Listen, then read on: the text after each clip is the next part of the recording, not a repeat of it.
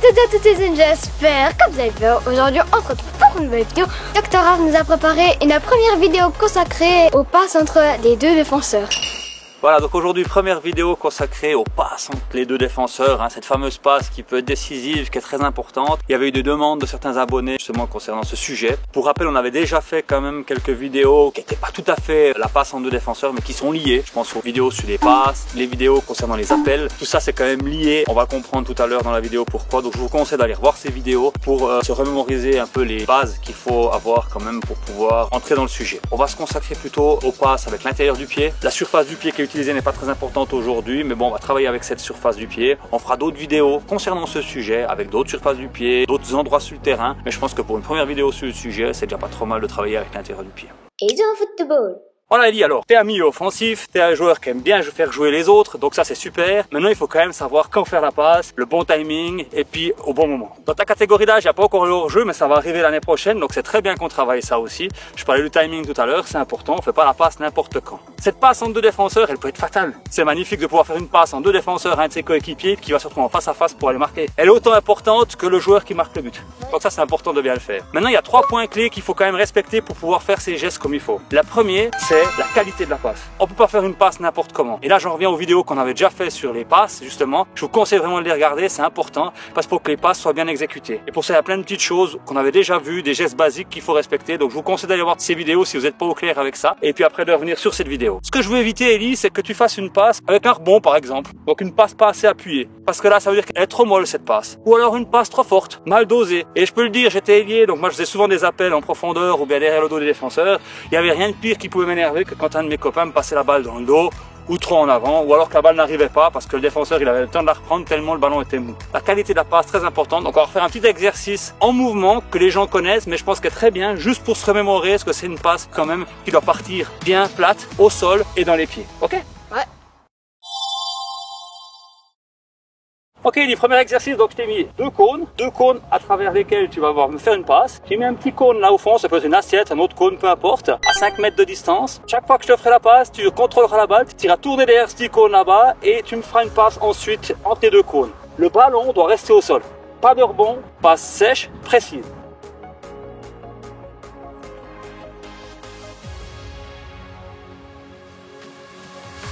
Voilà, ça c'est bien.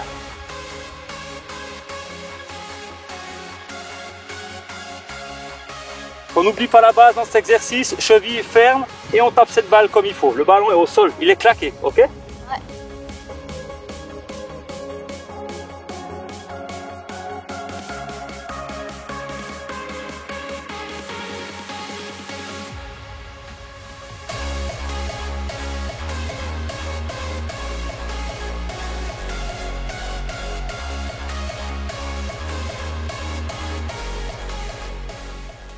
Il y a une deuxième chose qui est très importante pour pouvoir réaliser comme il faut, c'est l'appel de ton coéquipier. À ton avis, c'est qui déclenche la passe? C'est toi qui fais la passe au milieu de terrain ou c'est la personne qui fait l'appel? C'est la personne qui fait l'appel. Tout à fait. Ce qui veut dire que c'est pas toi qui vas décider à qui tu la passes. Même si tu as envie de la passer à un coéquipier qui est bien placé. Mais s'il ne sait pas qu'il est bien placé et qu'il n'est pas prêt à recevoir le ballon, tu vas pas y donner. C'est mal perdu.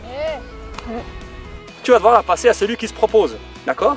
Donc ça, tu dois connaître tes coéquipiers, c'est une première chose. Et puis tu dois voir qui c'est qui te fait un appel. Un appel, il peut être de différentes manières. Il peut être fait avec les yeux, tu sais que ça va être lui qui va te le faire parce que vous connaissez. Ça peut être un signal avec le corps parce qu'il te montre où il veut le ballon, donc tu sais qu'il va y aller. Ou alors il est déjà lancé, il est déjà en train de courir, il est juste à la limite du hors-jeu, tu vas pouvoir y passer la balle pour pouvoir le lancer pour aller au but. Ça, c'est un appel, d'accord? Donc c'est lui qui va te dire, je suis prêt à recevoir le ballon, donne-la moi, je suis prêt. Peu importe la position dans laquelle tu es, à un moment donné, tu dois lui passer la balle. Donc on va faire un exercice, Eli, vu que c'est pas toi qui décides le moment où tu fais la passe, il y a des moments où tu n'es pas toujours en position idéale pour pouvoir faire la passe, d'accord? Ton pied fort, c'est le pied droit, je sais. Donc on va travailler sur ce pied droit avec le prochain exercice. Je vais faire exprès de te mettre dans des situations où tu n'es pas toujours à l'aise pour pouvoir faire cette passe, mais ça va te forcer en match à ce que ça devienne une habitude de pouvoir faire cette passe au bon moment, peu importe si tu es bien positionné ou pas, parce que l'important, c'est le copain qui fait l'appel. Sinon, ton action, elle est terminée. Si tu leur fais pas la passe à ce moment-là, tu ralentis tout le jeu et toi au milieu de terrain, t'as servi à rien du tout offensivement à ce moment-là. Ok? Ouais. Voilà Eli, alors je t'ai préparé ce petit exercice pour te faire travailler, je te le demande aujourd'hui, uniquement du pied droit, donc ton pied fort. Pourquoi? Pour travailler la qualité de la passe. Cet exercice, il va donc te forcer à travailler suite à un appel. Alors je t'ai préparé quelques cônes pour cet exercice. Tu dois toujours me faire la passe entre tes deux cônes qui sont au milieu. Moi je serai de ce côté ici, je te ferai un appel à gauche ou à droite du cône, ça sera à toi de regarder où est-ce que je fais l'appel, et selon le côté que je te demande, je vais te demander de faire une passe croisée entre les deux cônes du milieu.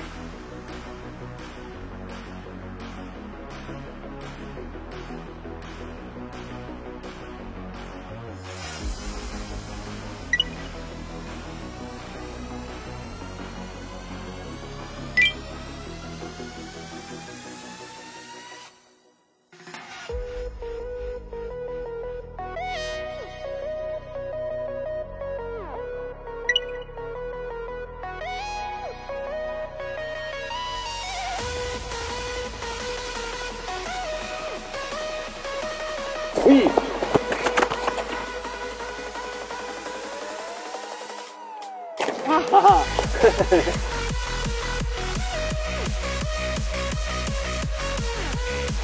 Oui.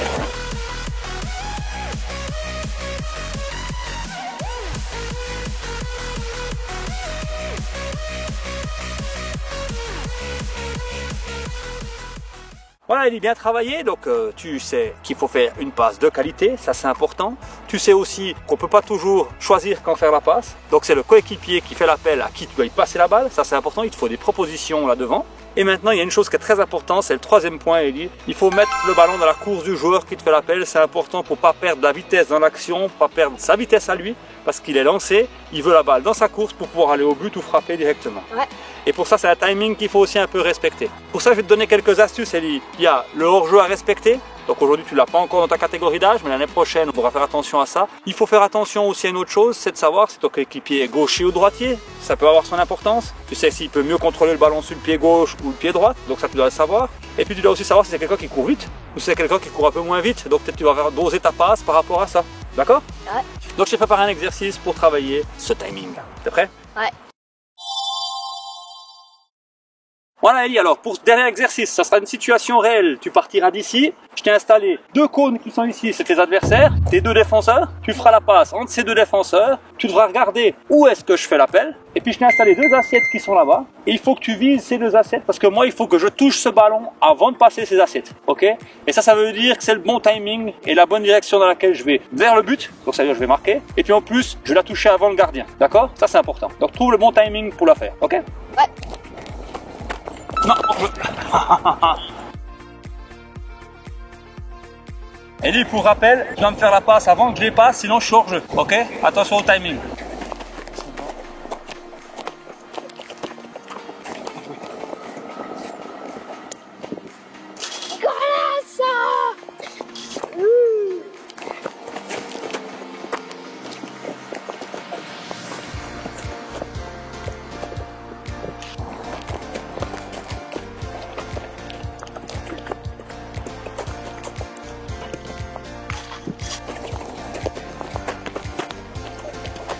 Oh. Je pense qu'Mbappé il l'aurait eu là. Jamais. C'était mal donné.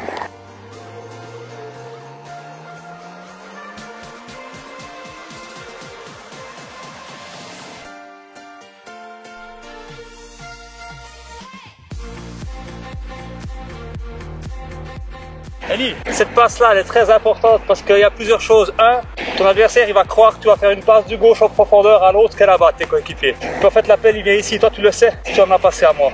Donc, tu vas surprendre toute ta défense en faisant cette passe comme ça, ok? Donc, t'es pas forcément à l'aise, mais c'est une super solution de passe, ça. Ok? Ouais.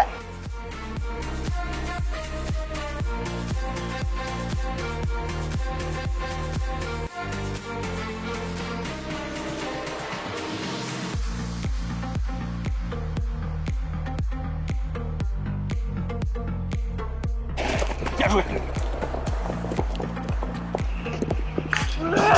Yes.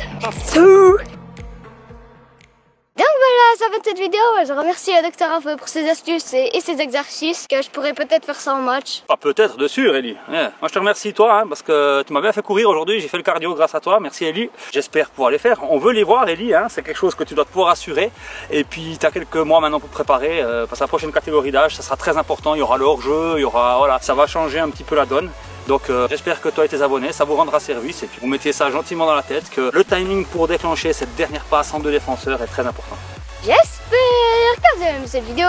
Like et abonne-toi à ma chaîne et à mon Instagram qui est décrit juste ici. Et sur ça, ciao. ciao.